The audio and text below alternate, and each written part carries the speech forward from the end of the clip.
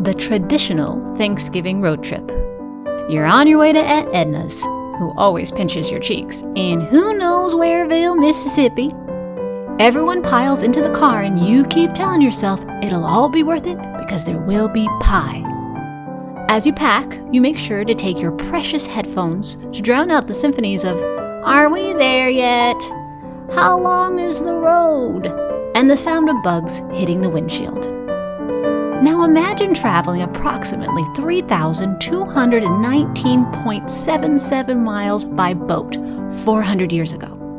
That's exactly what the American Pilgrims did in their search for religious liberty. Along with their supply of food, they brought music to feed their souls. There was no such thing as Spotify, but their playlist was heavenly.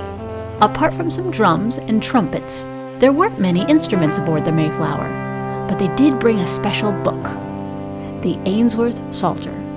The Ainsworth Psalter was written by English separatist Henry Ainsworth in 1612.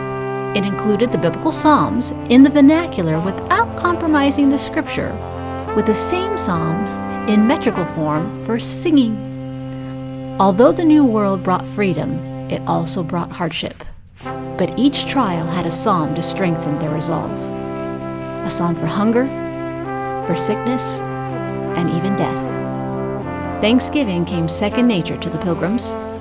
So the next time you get annoyed with Uncle Wilson for telling yet another turkey joke, remember all you have to be thankful for from those who have gone before.